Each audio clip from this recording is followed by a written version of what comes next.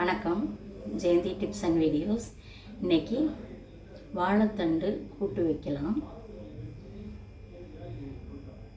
நாம் எப்படி செய்கிறதுன்னு பார்ப்போம்.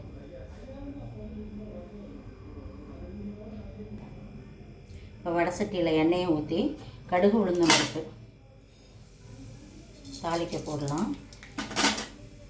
நான் ஒரு பச்சை மிளகாயும் ஒரு வரமிளகாயும் போடுறேன். பச்சை மிளகாய் வாசத்துக்கு நல்லாயிருக்கும்.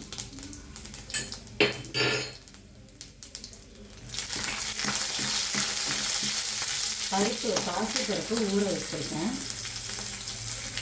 இதில் இந்த வாழைத்தண்டில் போட்டு வேக வச்சோம்னா நல்லாயிருக்கும். இந்த வாழைத்தண்டை நார் எடுத்து நல்லா பொடியாக நறுக்கிட்டு கொஞ்சம் உப்பு போட்டு கலந்து வச்சுட்டிங்கன்னா நல்லா சாஃப்டாக ஆகிடும்.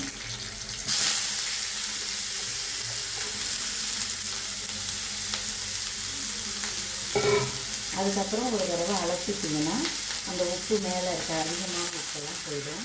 இந்த பாசி பருப்பு இதில் போட்டுட்டேன்.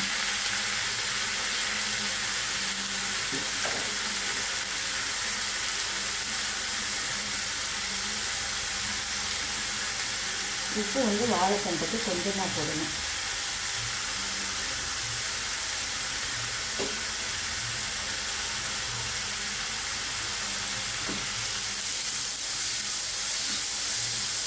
ஒரு கப்பு கருவேப்பிலை போடணும்.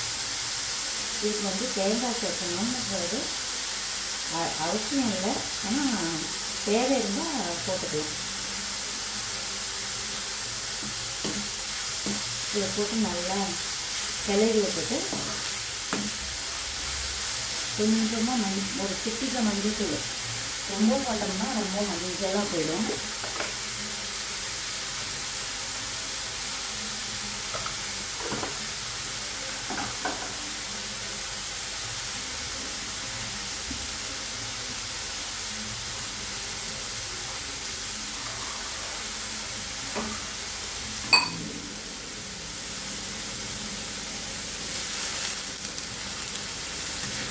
இப்போ அரை டம்ளர் தண்ணி ஊற்றி நல்லா வேக விடுவோம்.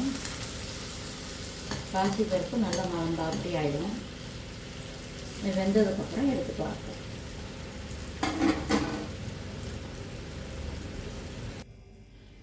இப்போ வாழைத்தண்டு கூட்டு ரெடி ஆகிடுச்சு.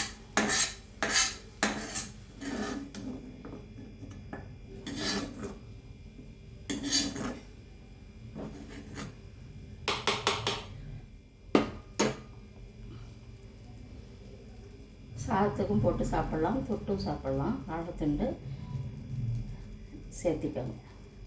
நன்றி, வணக்கம்.